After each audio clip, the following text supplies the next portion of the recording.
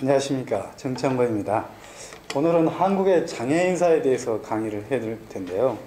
오늘의 주요 교재는 이 교재입니다. 세상에 버릴 사람은 아무도 없다라는 책을 가지고 한국의 장애인사를 전체적으로 유형별로 나누어서 설명하고자 합니다.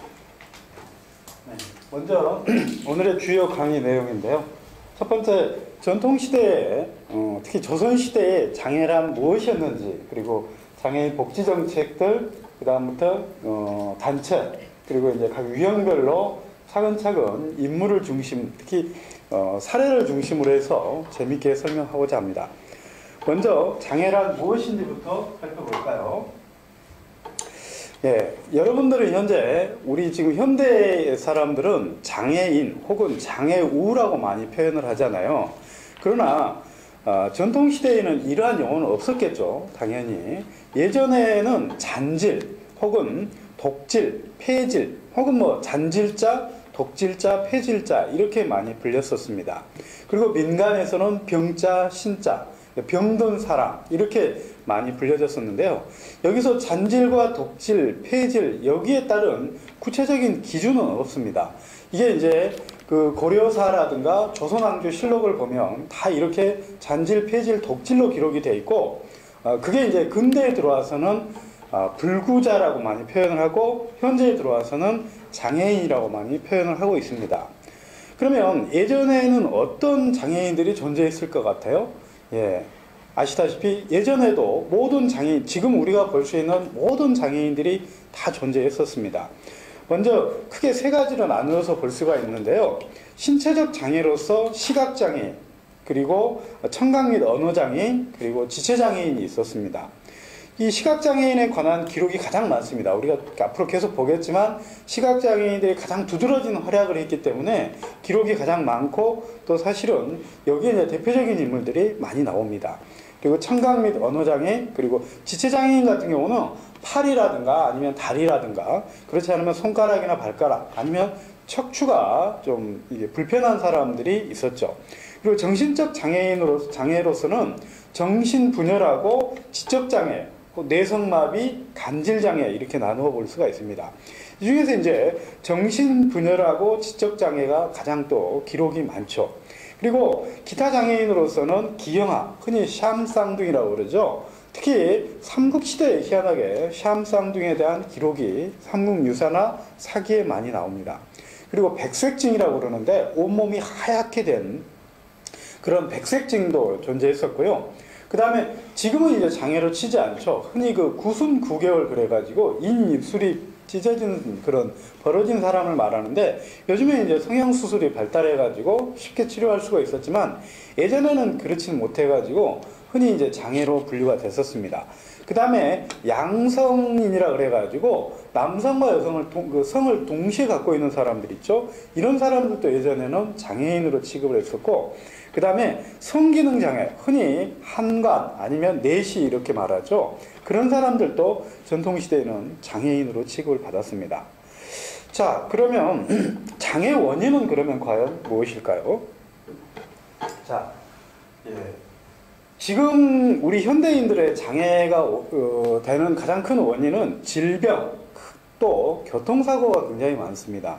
그리고 산업재해라든가 환경재해를 통해서 장애를 입은 경우가 많은데, 예전에는 역시 질병이 가장 큰 영역을 차지했습니다. 예전에는 의학이 발달하지 않다 보니까 질병이 침투를 하면은 특히 이제 시력을 많이 잃어버린다든가 아니면 언어장애를 입는다든가 이런 경우가 많았죠. 그리고 또 전염병과 마찬가지입니다. 역시 의학이 발달하지 않다 보니까 그 사회에 전염병이 확 휩쓸고 나면 많은 장애인들이 이제 속출하게 됐던 것이죠. 그 다음에 사고를 당했었는데, 요즘에는 이제 교통사고가 많지만 예전에는 낙마라 그래가지고 말에서 떨어지는 경우가 많았습니다.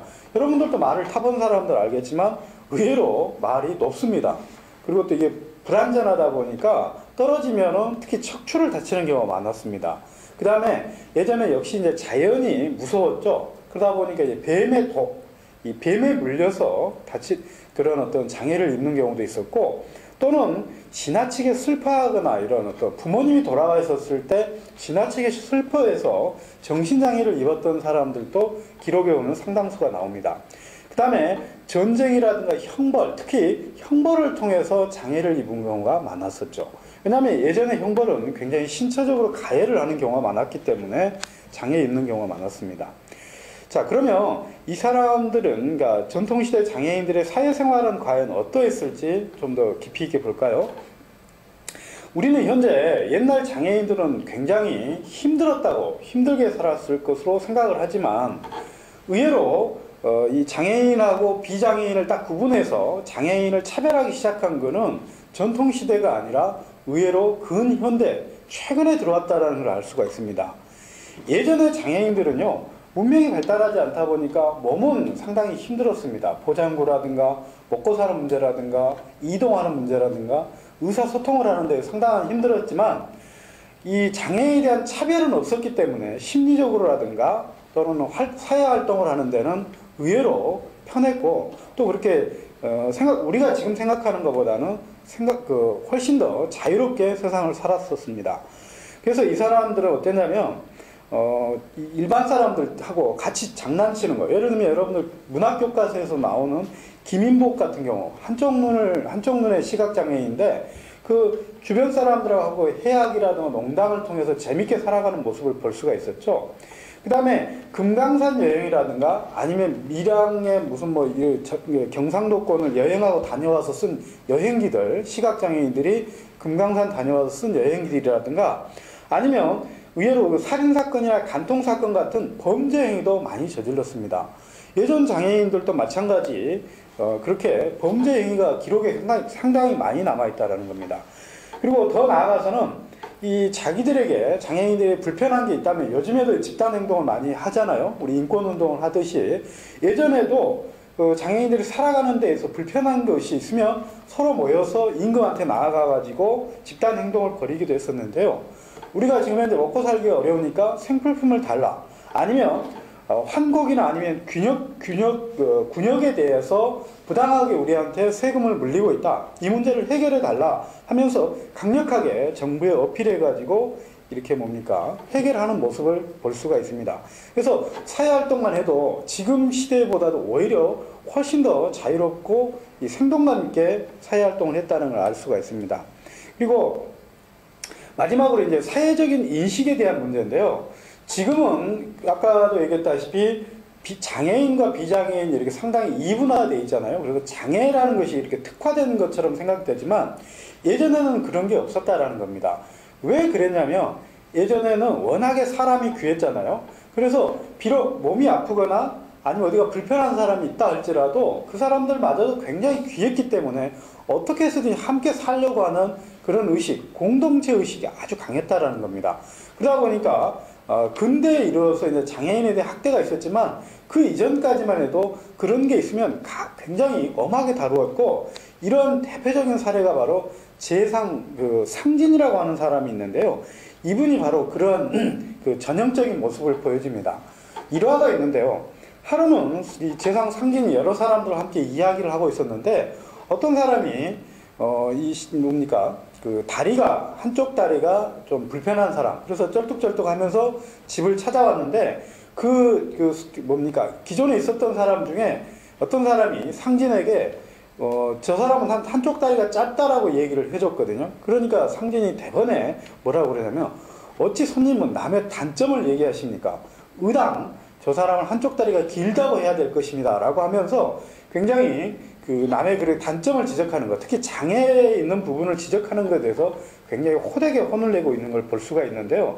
이처럼 전통시대 사람들은 공동체 의식이 아주 강하게 있었다라는 겁니다.